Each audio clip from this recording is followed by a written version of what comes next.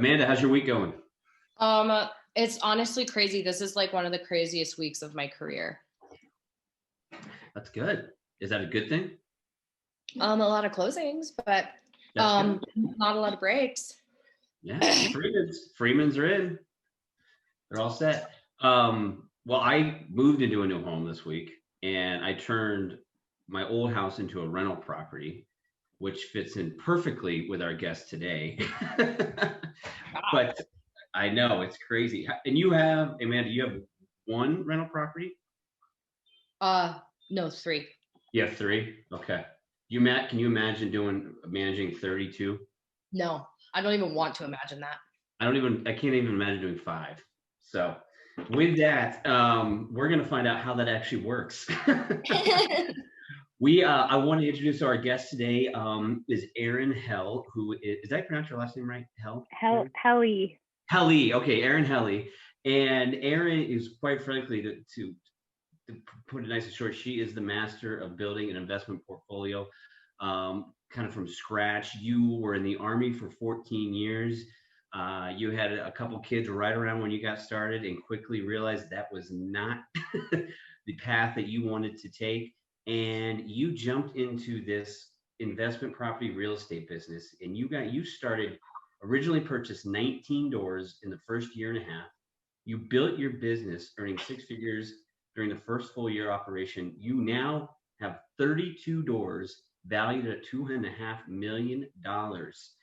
Erin, welcome to Real Estate Ready. I can't wait to hear how you did this. Thank you so much. I'm so excited to be here. Well, let's just kind of go back, I guess, just kind of let our listeners know, and obviously you were in the Army for 14 years, and just kind of give us a little backstory and that little part of your life and what you got out of that. And then obviously we'll jump into the real estate stuff. Yeah, so I went to West Point. I graduated when I was 22, and then I had my 5-year commitment that I owed them back for paying for my undergrad degree. And after 5 years, you're free to leave if you'd like to, or you can continue to serve. I really enjoyed my time in the Army. It's good for someone like me. I'm very type A. I like to be in charge. I like to tell people what to do. So I was pretty good at it. I really enjoyed it. And I thought I was like, I guess financially independent was really the term now that I'm working more toward financial freedom. But I loved that I made enough money to not, need to ask anybody for money, not need really to borrow any money. And that was really important to me, even in high school. So, but I realized once I had kids at the very end of my Army career that I was just trading time for money. And I also realized that pretty much all the money in the world couldn't add up to, couldn't pay me to come away from time with my kids. And so I had a very, very huge mindset change after I had kids. And I remember when I was pregnant, people would say things like that, like everything changes when you have kids. And I was like, oh, no, you don't know me, not me. And it truly did. And I just no longer wanted to work for the man. I didn't want to be told what to do, where to be, all that stuff. And so I started to think about that. And I would have liked to leave the Army on my own terms, but very suddenly I got put on orders to deploy and immediately literally resigned overnight. I came home, I told my husband, who was also scheduled to deploy the same month.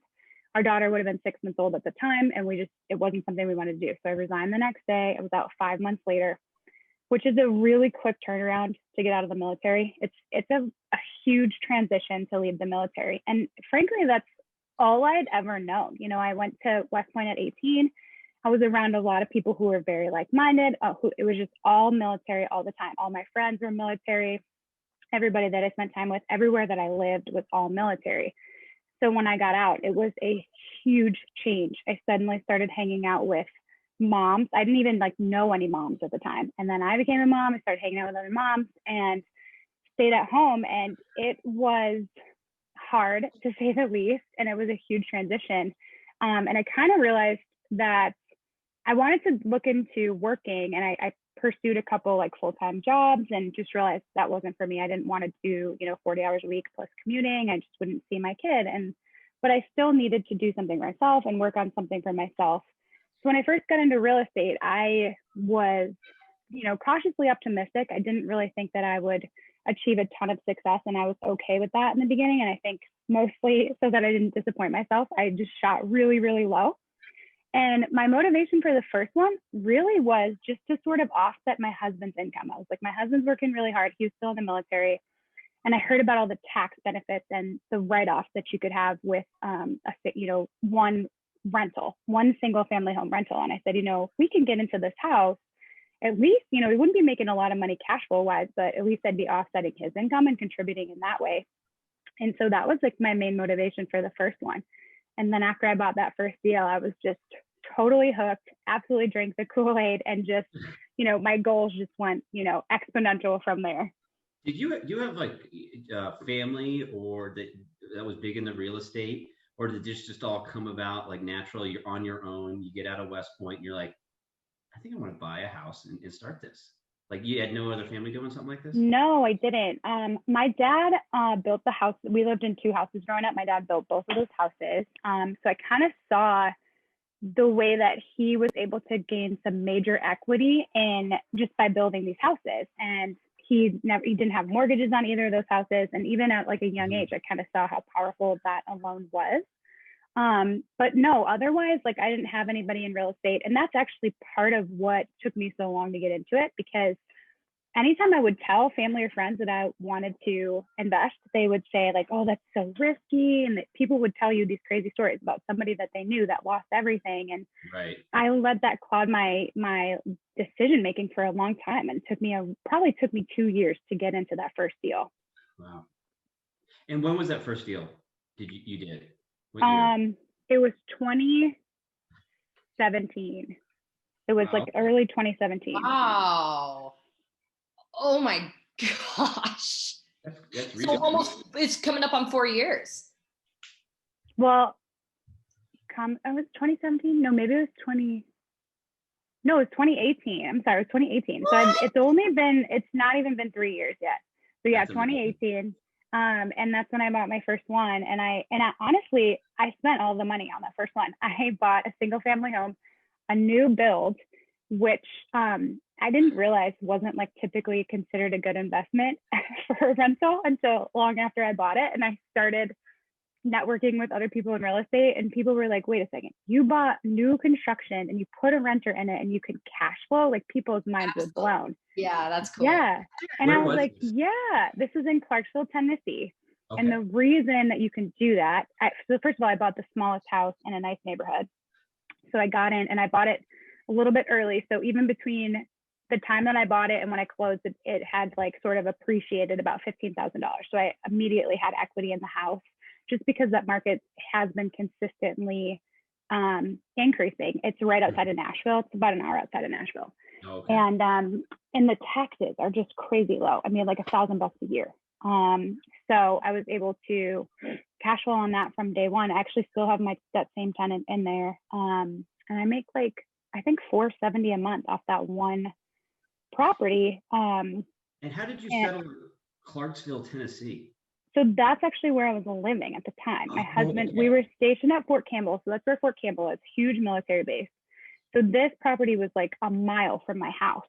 And I didn't know that like markets were different at the time. I didn't realize I lived in a great market. I just, conveniently happened to live down the street from a place that would make a great rental. And I didn't realize like how much really went into a market analysis and things like that. I didn't do any of that on my first one. I hadn't even like had a conversation. I worked with one realtor. She showed me a couple houses. I looked at some older houses that we're pretty quickly going to need a new roof or a new HVAC. And I was like, how am I going to afford the down payment and afford these major capital expenditures when they go out? So that's what led me to a new build. And I had this money that I'd saved when I was in the military, because I had a pretty good feeling both my husband and I weren't going to make it to a career. We knew we wanted to have kids.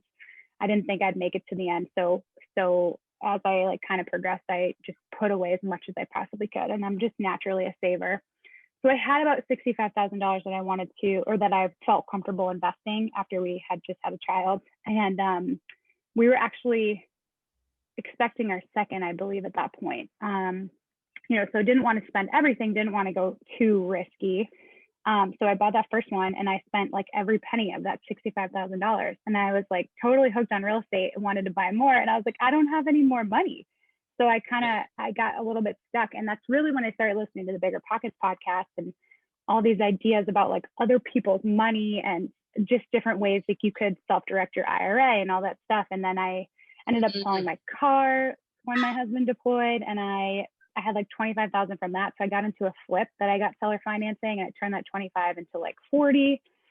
And it just kind of scaled from there. And I think like when you wrap your head around just finding the deal, I tell people all the time, if you find the deal, you're going to find the money. And I can't even really explain it much more than that, but somehow that just keeps happening for me. If you can find a deal, you'll find the money. Is that what you said? Yep. I like that. I think that was like the one thing, you get the first house. That's great. You use all your money to buy the first house. And then it's like, now how do you buy your second one?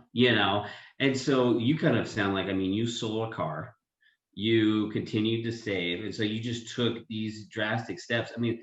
I guess the point I'm trying to make to the listeners is there's not like a secret sauce. There's not like a book you can read. You got to be willing to take risks. Yep. And I've run across that when I talk with borrowers and stuff like that. And, the ones that, let's just say maybe have just kind of been stuck behind a rock for a long time, or just seem to be really struggling, are the ones that just never took a risk. And maybe they got burned or something like that. I'm sure there's people that have tried to do what you've done. They bought the first house and it completely fell apart. And then they're like, I'm never doing this again. So, that takes a lot of perseverance to get over that. But, I think it's important to know, like, it's just a lot of hard work and you got to be creative, Yeah. And to sell a car and do all those things, like most people would never do that. Yeah. And leveraging the assets from like all those amazing loan products that you got because you served. Oh yeah. And because even, what's the name of the IRA that they offer service members? The EARL, interest rate reduction refinance loan, the EARLs. Yep. So that's big. And I think you're talking to the TSP, talking about the TSP, the Yes. savings plan. That's exactly what I'm talking about. That is a great product. What product is that again, Amanda? Which one did you say? I'll let Erin, because she knows. It's called the Thrift Savings Plan. I didn't use it for real estate because I didn't have enough in there, but you can essentially use it like a 401k. And then you can it's just like any other, self-directing product. I've seen it before. Yeah, thrift savings plans. Yep. Yep. Okay, yeah. Now, like kind of like when you talk about loan products, can you dive into a little bit about that? And you bought the first one, new construction, you had 65,000 and everything like that. Then you came up with, additional capital to buy the second home. What products were you using? Because I'm sitting here as a lender going, man, if you're going out there buying investment properties, you got to be putting 25% down, in order to get the rate you need and actually, even qualify. So what products were available to you at the time, and kind of how did you use those to create the business that you have today? Yeah, so I have probably used every financing strategy and every real estate strategy that you can. I've done the buy and hold just using a conventional loan. That first one I told you about, I've done that on 3 of them. I've done a flip where the first flip I did, I leveraged seller finance to get into the house. It was a $25,000 home. The seller financed half of it for me, and they asked for $12,500 up front. So I paid him $12,500. I had $25,000 total. So I had another $12,500 minus the interest, which was very low, to do the renovation. I actually put a lot of that on a credit card, did most of the work myself. My dad and I did, and then cashed out on that one. And then since then, I've done flips using hard money. So I typically find a hard money lender. Most of the flips I've done have been in Tennessee and Texas, so it's been really easy to find hard money. I've also done, I've done just the typical BRRRR strategy when I do, kind of do a renovation, but keep it and add it to my portfolio. The 10 unit that I own, we just got a conventional loan from the beginning, and it was hardly a C-class property when we bought it about 2 years ago, and it's definitely probably a B-plus property right now. We've kind of just flipped it as we've owned it. We had to replace all the roofs. Almost every roof was leaking. and they're these little A-frame houses. It's 10 separate houses on one piece of land. It's right outside of Fort Campbell. And they're these little like A-framed houses. So the whole exterior is just a metal roof. They're just these super old metal roofs that had just been tarred over and over again. Like the previous owner just poured tar to like seal it. It was very strange. Yeah, and every year they'd spend like $800 per unit every year or two to seal it. And I was like, why didn't you just replace the roof? It didn't make any sense to me. Anyway, so we replaced those roofs. We put these cute like red metal roofs on them, and now it's just like this little outdoor oasis. We've raised the rents like almost $300, like 40% almost. And that one, it was just I got it a good deal. The seller was just pretty desperate, and so mortgage payment is so low that every penny that we get, we just put into renovating it. So we're actually about 60% through renovating, and we're doing a refi right now because we have a pretty high interest rate. So hopefully, and actually I'm using the same bank. He's just going to restructure the loan. So he's going to keep us at that same timeline. So we're not going to add any more time to the term, and he's going to get us down to 5%. And it's only costing us like $800 in bank, for the bank side, and then the appraisal, which I'm kind of excited to see how much it's increased in value. Right. That's interesting. Now, you're doing this in Tennessee and Texas, right? Mainly? Mostly. We have a couple in Florida, but those are with other investors. So I'm not as actively involved in those. How does that, how did you decide on those markets? So Clarksville just happened by chance. I just happened to live there, like I said, and I was self-managing a lot of those before I moved away. And so my husband had a person, PCS, I forget what the term stands for, but it's when they move them somewhere else. So we moved to California, and I had to hire a property manager, and I was, kind of freaking out about it, like the control aspect of it. But it was the best thing that I ever could have done. At that point, I had, I think, 12 or 13 units all in that same area.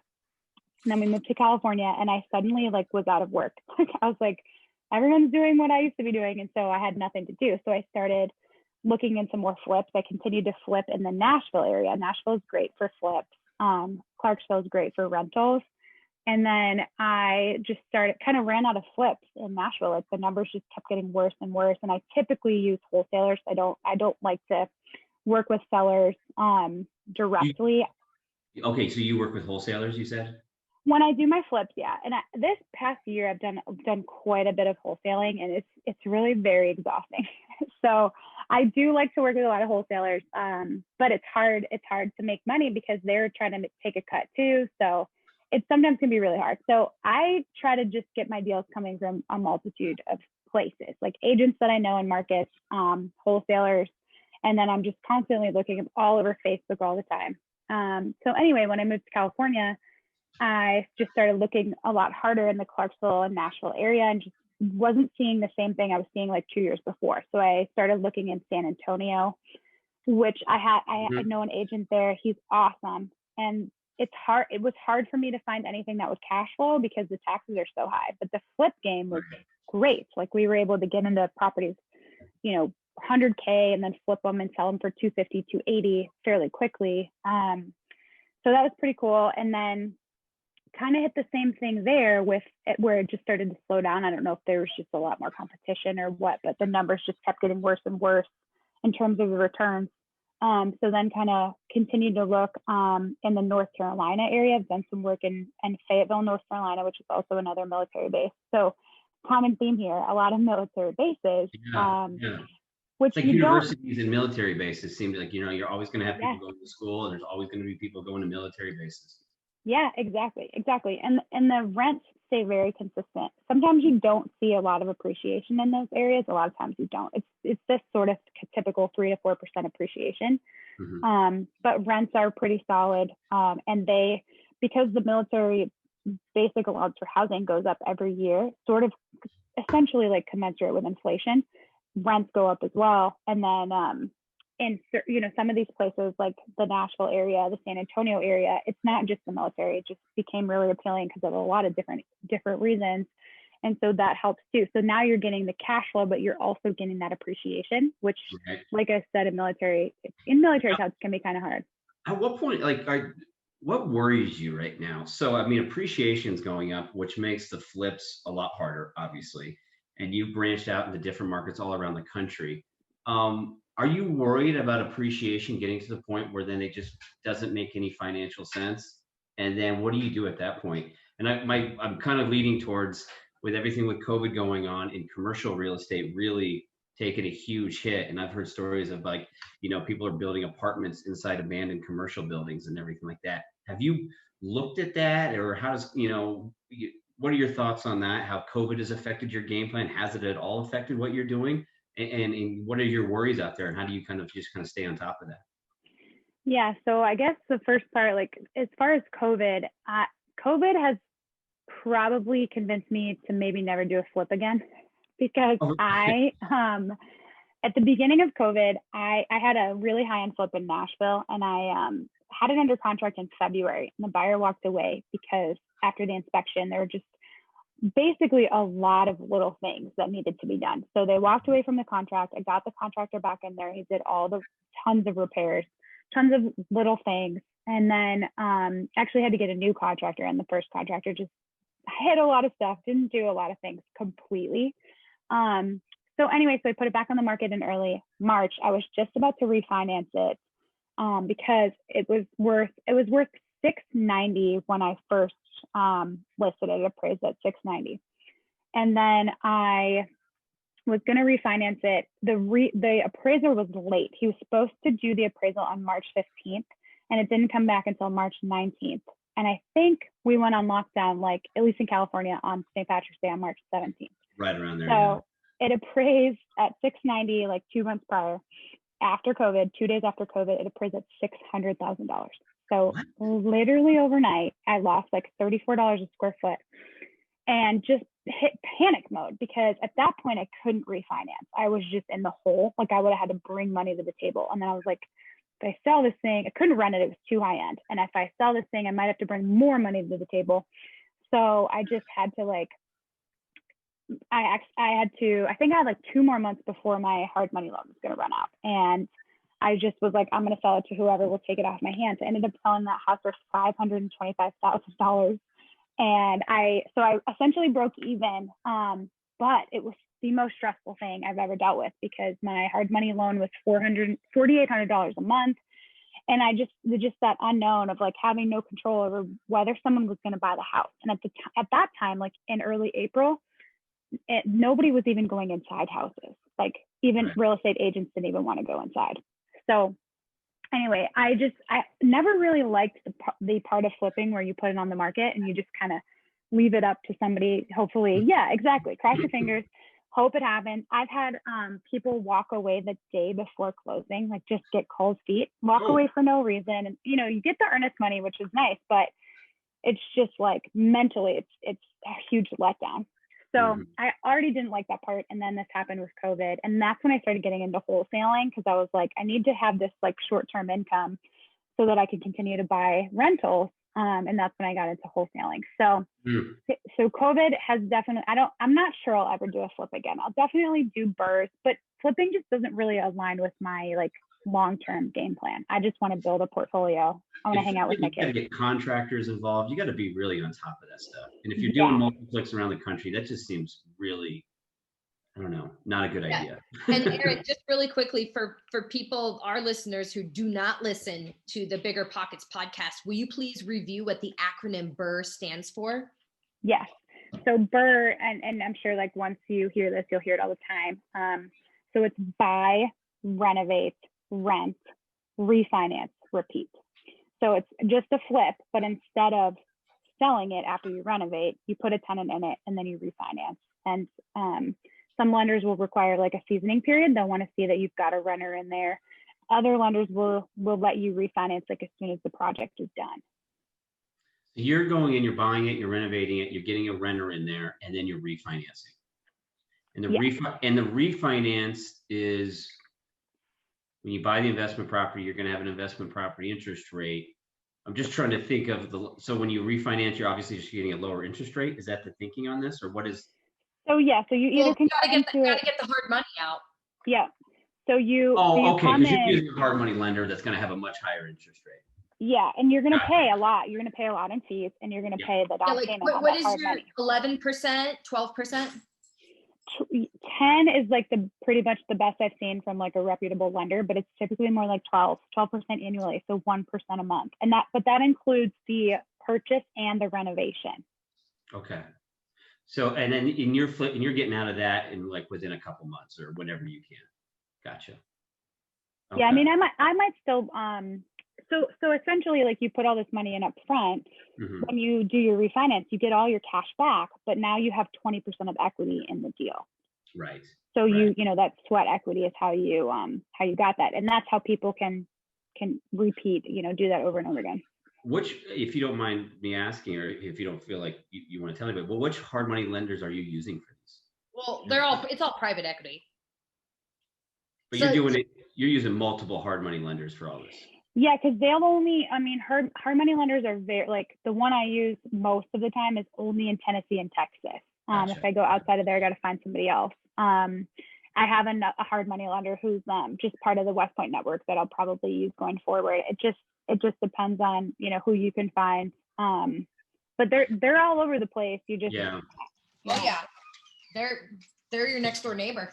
You got to be smart. Like, you have a great game plan, and I think people get into trouble with these hard money lenders because of these rates. But as long as you have a game plan, like you said, like it's like basically a short-term, not a bridge loan, but it's like, hey, we're going to use you to get in, and then we're going to get rid of you here in a couple months. But no, that's interesting. Yeah, and they all have, like, usually they're 6-month loans, and they all have penalties if you pay if you go past that point. Which is okay. Like, it's not like they're just going to call the loan due typically at 6 months. So there usually is some wiggle room, but the fees are brutal. So the fees and the interest, and some of them will charge you all the interest up front, which is just more money that you need in the beginning, which could be good, particularly if it's like your first time and you maybe don't really know what all the expenses will be. But yes, it's very, very expensive. Yeah. Maybe this question was good about 8 or 9 months ago, but have you had any issues with tenants in COVID and not paying rent? No, that's interesting. Not one single. Well, I shouldn't say not one. I do have a duplex in Marion, Illinois, and it's C-class for sure. And one tenant stopped paying. She stayed for like an extra 4 months, and then somehow I don't know what she got to help her out, but they paid all the rent, and then she moved out like the next day. So suddenly I just got like $3,200 deposited into my account. That was the one situation. I got actually really super lucky. The thing I was most worried about was my 10 unit in Clarksville that I was telling you about before, because that was probably the demographic that was hit the hardest.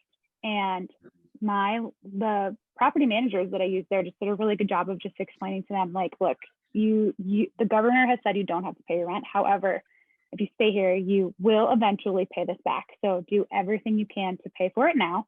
If you need help, if you need assistance, there's organizations, there's, government assistance. There's a lot of things out there that can help you. And they were great about doing that. And I have not had one tenant miss one time. I had one that couldn't afford it, and he just moved out on his own. Just said, I can't do it. I'm out. Do you give a lot of credit to property management companies for that?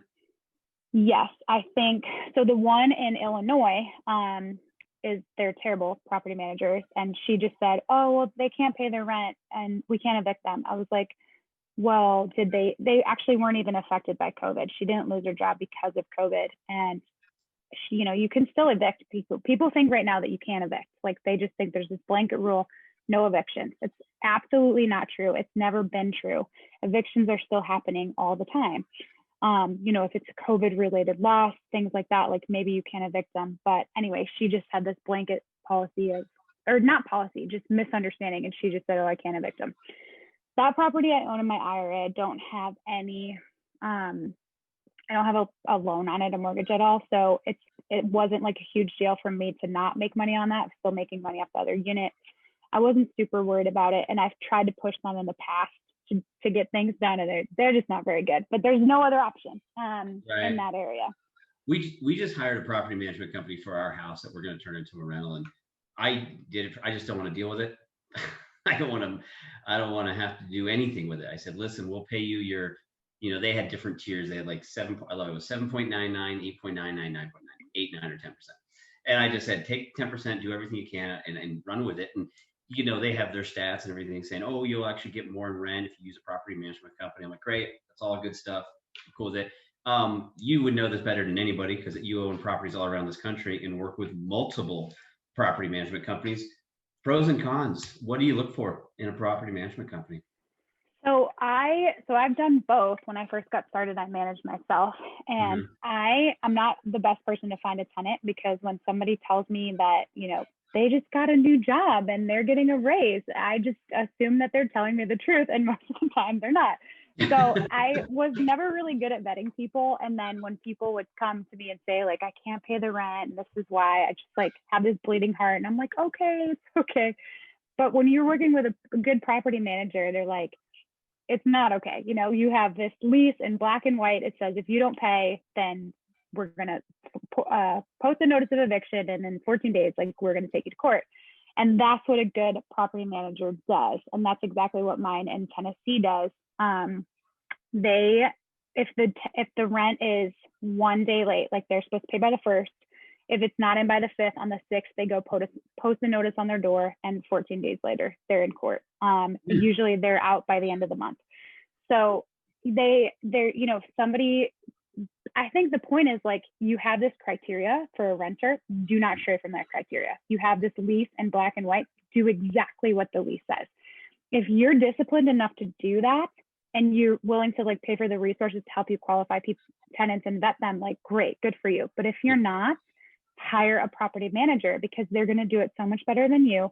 And even if, like you're saying, you might get a higher rent, even if you don't, the amount of money they're going to save you in legal fees, and the amount of money that they're going to save you in just getting the right tenant in there the first time, I think is completely worth it.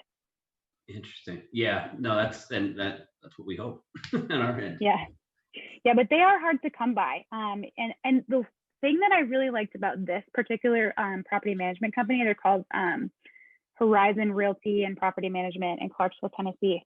I actually had friends who rented houses that fell into, under their management, and they said they were great in terms, on the tenant side. And that made me really happy, knowing that when they had issues, they were being taken care of, they were addressing them, communication was great. And I think in a lot of ways, that's the most important thing. Yeah, no, this is such good stuff. Like, for the person who's listening to this and wants to build an investment portfolio and they don't have millions of dollars to do this, what advice do you give somebody like that to get started? Find something. And do you stay local? Do you branch out of your state? What advice do you give to a brand new or somebody looking to get into this? So I think the first most important thing you need to do is figure out exactly why you want to be in real estate. Is it about long-term wealth? Is it about monthly cash flow? Is it about quick money now? Because whatever your goals are and whatever your timeline is, like, you might have 30 years, you might have 3 years to get to retirement or whatever the end state is. I think, like, reflecting on all of that and being really honest with yourself is really important from the beginning. And I say that because I personally have kind of gone down the rabbit hole and had, like, been a victim of shiny object syndrome. And it just didn't take me where I wanted it to take me. Like, I might have a little bit more money in the bank account, but it wasn't part of the game plan. So I think if you can get really, really honest with yourself and figure out exactly what you're trying to pursue and set goals up front, and specific, like, time bound, number specific goals, like either you want to own 4 rentals by the end of this year, or 20 within 20 years, whatever it is, or you want to make $2,000 a month in cash flow or $10,000 a month in cash flow by this point. I think that's the most important thing you can do, because once you do that and you wrap your head around those and you realize what your life could look like when you actually pursue those goals, making the being disciplined and making the sacrifices that it will take to get you there won't seem like a big deal. So I think that's step one. And then after that, once you know what your goals are, you can choose your strategy, and then you build a team to support that strategy. And you're building that team in the market that you are interested in. But I think before that, you have to decide, make sure that it's a good market. And there's a lot of ways you can do that. Like, you might just know somebody who's doing really well there. That's always a good start. But there's so many ways you can look at a market. You can look, Zillow is great for macro market data. You can just Google things. You want to sort of look for appreciation. You want to look for growth in terms of industry, but also population. That's what's going to make sure that the properties keep appreciating, make sure that you have tenants. And to that point, with people moving out of cities and moving to more rural areas, are you going to look to take advantage of that? Or how would you take advantage of that? So we're actually trying to buy a cabin in Gatlinburg, Tennessee right now, but it is hot. We've put in we started actually in Colorado, like in the Rockies. We probably put in 15 offers out there, and we were offering way above asking. We didn't get a single one of them. Oh my gosh. So then we shifted our focus out to Gatlinburg. I thought competition would be less, but not at all. So we're actually looking to build now because it's just crazy to get in there. So yeah, I don't know that we even know the implications of all of this. I haven't, a lot of people I know people are moving away from New York, which is where I'm from, like crazy, and from California, which is where I lived like a week ago. They're moving away like crazy. People think they're going to move right back after COVID. I don't know if they are or not. So I don't think they will. But so I don't know. I don't know if it's, if we know enough at this point, or at least I feel comfortable to totally shift my focus. I will say, anytime you get into real estate, regardless of a black swan event, you need to have multiple exit strategies and multiple plans for that property. So, if you want to flip a property, you should also probably make sure that it'll make a good BRRRR, that you could put a runner in it and refinance it if you absolutely were desperate. If you can't put a house on the market for 2 years and be paying 10% interest. It just isn't going to work. Yeah. So you always got to have those backup plans. I can't imagine what your loan application looks like. Oh my God. Yeah. Your REO screen would just fill the page. It gets really complicated. So actually we're building a house in Tennessee. We're moving there in the next couple of months. And then we're trying to find a cabin in Gatlinburg. And my lender was like, I think we just need to put your husband on this loan because it is just way too complicated. I was like, that's actually a really good idea. Yeah, we had a client of ours that owns 42 LLCs, and the underwriters in the processes just roll their eyes. They're like, you guys, this is brutal. Yeah, when my accountant tells me this is how much you should be paying in taxes, this or that, I'm like, I asked him a couple questions, but I'm like, I can't even. It's so complicated once you have all those entities and all that stuff. So I'm like, I really trust him. I think he's a really good accountant, but I wouldn't be able to check him. Yeah, I was just going to ask you, what's your team? And you mentioned putting a team together, and my thought was, God, you got to get a CPA if you're doing this. Who's on your team for this? Yep. So CPA and an insurance agent who can. Those are a CPA, insurance agent, and a lender, I think, are the ones that can help you no matter where. So you want to find someone who can originate loans in all 50 states if you're looking at out-of-state investing. Someone who can help you with insurance agent too. You want them to be able to, if they can't personally underwrite, at least that they can have contacts that can help you underwrite in other states.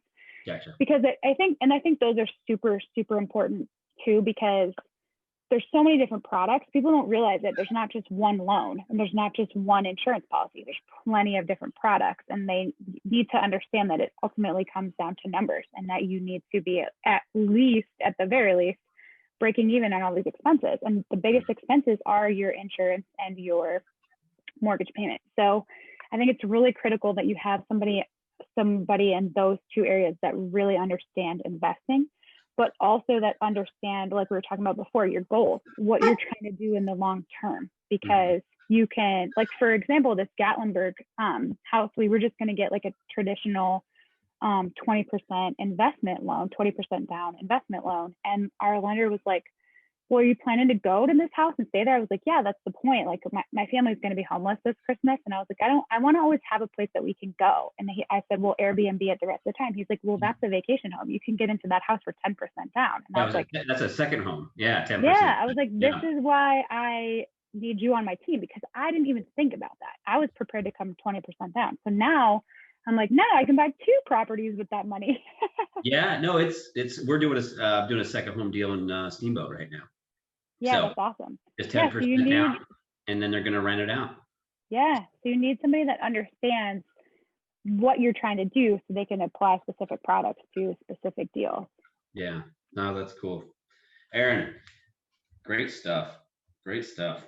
I know I was looking on your Facebook page. So you do coaching as well?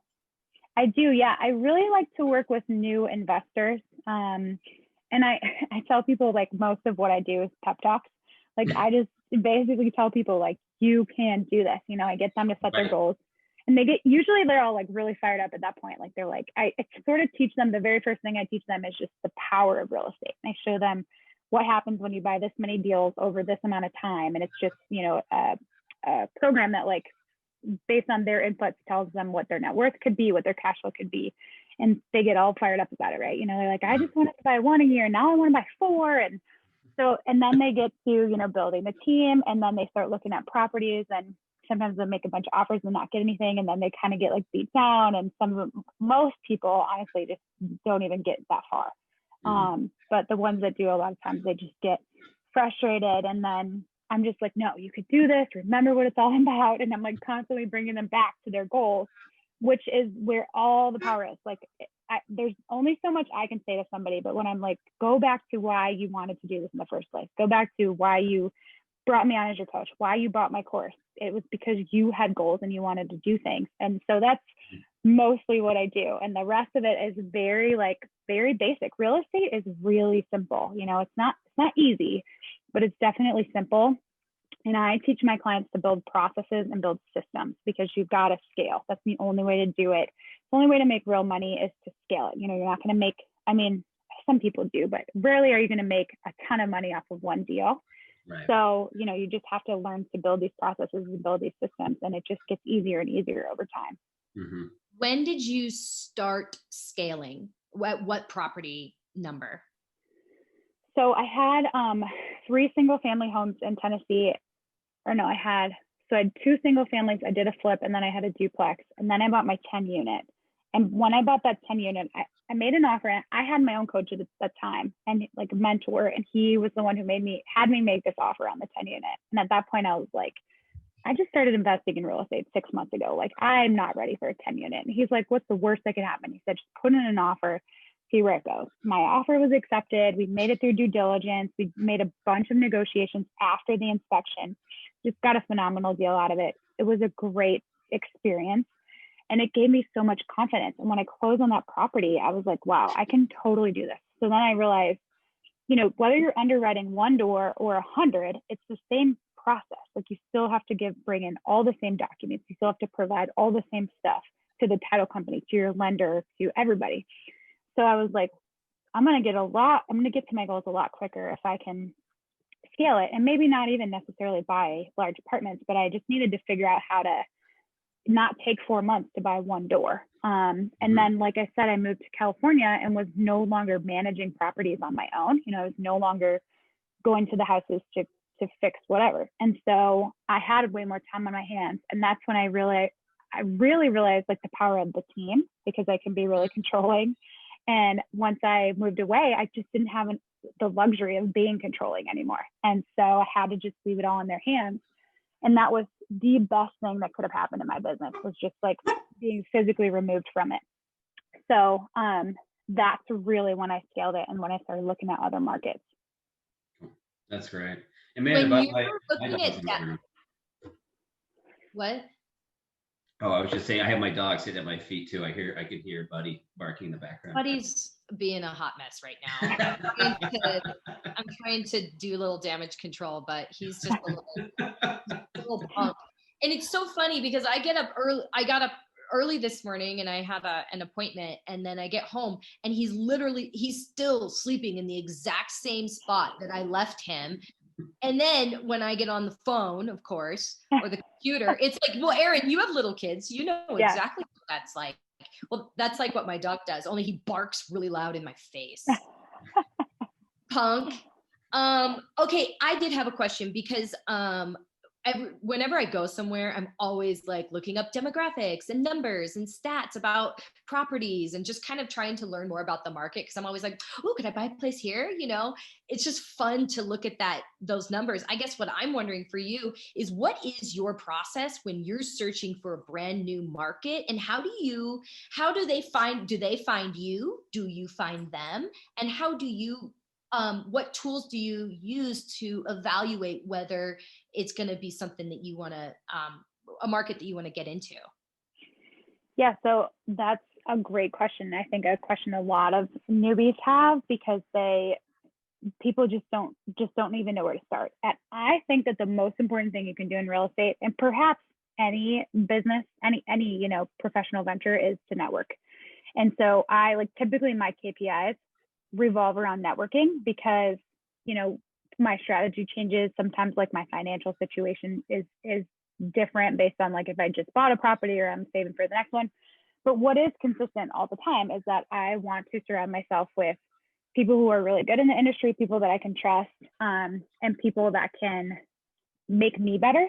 And so when you work with these hard money lenders, some of them, a lot of times they have like a really, I don't know why they choose where they loan, but they'll be like, I loan in North Dakota and Florida, like just super random. And so you might be looking in Florida and never have considered North Dakota, but in your conversation with them, you hear about one that they underwrote on, in North Dakota, something you never considered. So that's a lot of how I've gotten away from the Nashville market. The very first market analysis I did was on Nashville. And essentially what I did there was just look at the entire market as a whole and then broke it down by zip codes. And I was so overwhelmed when I looked at Nashville, because there's like 7 zip codes, and I lived like right there, and I didn't even realize that. And so I was like, I gotta have some way to like decipher one zip code to the next. So I looked at vacancy rates and price to rent ratio, or rent to price ratio, however it's sometimes listed differently. Where did you find that information? Sorry. I want to say, so in Nashville, Zillow has a ton of Nashville data. Zillow is really, really great, like I said, for large macro market information for the most part. Some markets it's not necessarily consistent, but you'd be amazed by just like going to Google and saying, what is the rent to price ratio of St. Louis, Missouri? What's the vacancy rate in such and such an area? Like, you can learn so much just by Googling it. And so I think, a lot of people start with sort of just an idea of where they want to invest because they heard of somebody that's doing well there, or they read an article about it. It's usually like some vague thing that piques their interest. And so from there, they need to just really parse down. And I think the most important thing in a lot of ways is like where you don't want to invest and what you don't want to do. And again, that kind of aligns with your goals and your strategies. So you just start looking at the different areas, and you might find like some people think that they'll only invest in A-class properties because they would never live anywhere else. And I was like, okay, great. But there are a lot of other people that need to live there too. And also, how many properties can you get into if you're only choosing A-class properties? Which sometimes it might be like, you might get 3 C-class properties for every 1 A-class property, just based on, what you need to get into them. So anyway, I'm kind of talking in circles. I think essentially the process is look at the whole market, figure out what's important to you, whether that's a vacancy, property class, crime, maybe noise, like maybe you're just like in a really loud city that's all around an airport. So whatever's important to you, or maybe whatever's important to your property manager, or whatever they tell you is important, focus on those things and find the areas within that market that are amenable to those specific criteria. And so essentially choose criteria and go find the things that meet those criteria. Does that make sense? Yes. And also just really quickly, because you said networking is one of the best ways. Once you've narrowed down that criteria, how do you go about doing that networking within the criteria?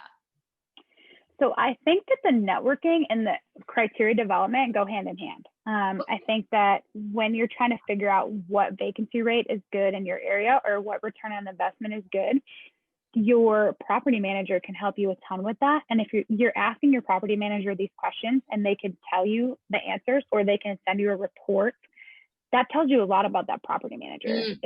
If they're like, well, or like they say they're going to send you something and they don't, or they don't follow up, like that's part of the team building. That's also part of analyzing the market. Yeah, if they don't have a relatively good idea off the top of their head, then they're probably not as educated on that market as maybe someone else would be.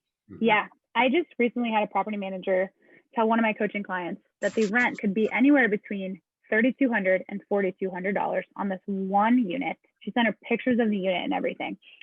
And then she said, but the rent will be a lot higher in the summer. And I said, I went back to her and I said, does any of that make any sense to you? Are you comfortable with $1,000 rent range? She was like, no. I said, that's not your property manager. Your property manager should have given you a $50 rent range. You know, like there's a way that they calculate these things, and that's the property manager that you want. Mm-hmm. Erin, I also am a huge fan of Bigger Pockets. Do you use the forums on there a lot to find people in those markets that you just reach out to for advice? Not as much as I should. I do use them, but those are so powerful. I just recently somebody asked me about, like, because I blog for Bigger Pockets too, and this person thought I was like on the inside. They were like, tell us what it's like to be on the inside of Bigger Pockets. I was like, I'm not on the inside in any way. But what I will say is, you know, I basically asked to be on their podcast and they said yes. I asked to write blog posts for them and they said yes. Like, I have never had anybody on that forum or within that organization tell me no. So when I need something, I go ask and I get it. And so that's awesome. I you know, feel like I need that's to why back you get so much done, just so you know. Yeah. And I think, like, you know, that's what's so great about real estate. And I think that's like one of the biggest pieces of advice I would give to newbies too, is like adopt this abundance mindset, because there are plenty of deals to go around. We're not going to run out of deals. They might change. You might have to, you know, you got to keep up with what's happening, but people that are doing well in real estate realize that, and that's why they're so willing to give back and be so forthcoming. And I think that's really cool. And so when you do find somebody like that, like, my goal is always to try to bring them a bunch of value, because I found, like, if you bring them just a little bit of value, what they can return back to you is like tenfold. Yes. And it's funny because that they talk about that on the podcast.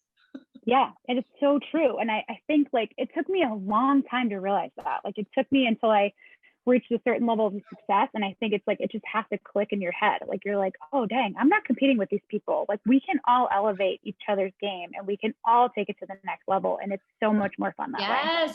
Yes, baby. Yeah. It's like, we're all a team. We're all in this together. Like, if you do well, I do well. You succeed and have a happy life. I have, you know, it's all connected. Yeah. And it's, you know, it's so different than what life was like for me in the military, because it's like when a woman succeeds in the military, rarely do people celebrate that. It's like, oh, she's better than you. And so it's like, well, it's competition versus collaboration. Yeah. And now when I see people doing things in real estate, especially women, I'm like, dang, I want to be like her. I want to be her. Not, I want to drag her down. You know, it's just, I feel like you have to, even if you don't feel that, even if you're not naturally thinking that way, you have to train yourself to think that way. And that's, I think, part of the reason that I've had some success, and part of the main reason that I know I will just continue to succeed in this industry. Absolutely. Well, you have so much momentum, and the compounding effects of this, you can't even begin to quantify. So congratulations. Thank you for coming on our podcast. You are like a wealth of knowledge. I feel like I said about 3 words, and that's good. That means that, like, you just go. And also, I want to say, got all my notes right here. If you please don't give up on your dream of a Colorado cabin. And if you need any help, you let me know, because there's plenty of places that are cute, that are probably within your price point, that have actually sat on the market. So don't write it off. Awesome. Yeah. I'm going to reach out to you. I need some more information about that. Yeah. All right, Erin, I got one last question, and you can kind of make it as short as you want. What's your next market you're going after? Yeah. Good one. The next market, I'm really intrigued by a lot of the Ohio markets. Interesting. Yeah, like Toledo, Cleveland. I've been looking like crazy. I actually think, because I looked at Cleveland a few years ago because my brother-in-law's brother is a real estate agent out there. And I just called him and talked to him, and he was like, yeah, it's great. I mean, go for it. And of course, I lacked a lot of the, what you're talking about, you know, how you coach people, like maybe I need your help. But so Ohio, yeah. I think I'm going to do a syndication next, because I don't really want to do anything to mess up the underwriting of our personal residence. And then I'm still looking hard at that cabin, but I've always wanted to put a syndication together and want to just keep, you know, obviously adding doors to my portfolio. So I think I'm going to look at one next. I'm looking at one right now in Toledo. It's a 6 unit. It's like $60,000 to get into a 6 unit. Oh my I know. God. 10K a door, and it needs about 200K worth of work, and it'll still be a C-class property. But the like pro forma return on investment is like 49%. It's insane. Wow. Yeah. So like for year one, yeah. You just said a word that maybe a lot of listeners maybe wouldn't know, but can you just really quickly review what syndication is?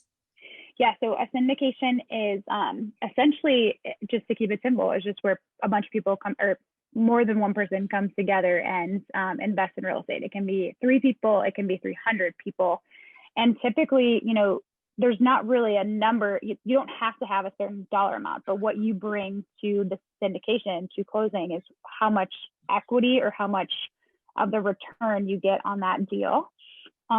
And what's really cool about a syndication for the syndicator is that they make 25 to 30% of the profit on that deal. They typically don't have equity in it, but they can invest in it themselves to get equity, but they typically make a big chunk of the profit because they're the ones putting all the work into it.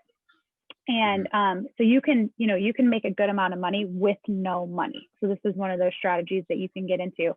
So you find the deal, you make an offer, you figure out what the loan terms are going to be, how much money you're going to need to close, and then you bring your investors together, you close on the property, and you manage the project. And that can be a renovation project, it can be a turnkey project, it could be anything really. But as you know, as the syndicator, you can make a huge return on that, and like I said, not have any skin in the game, but just be the person who's putting in all the sweat equity. And also you're totally in control.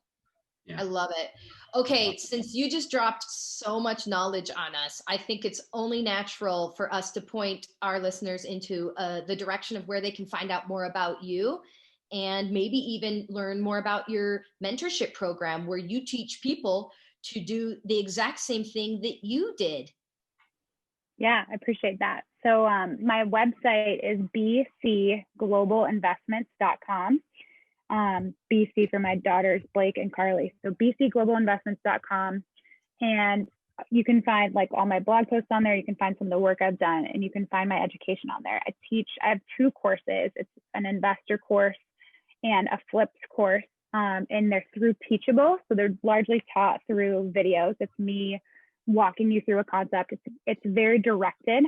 It starts from setting your goals, like we talked about, and then the end state is to get out there and make offers.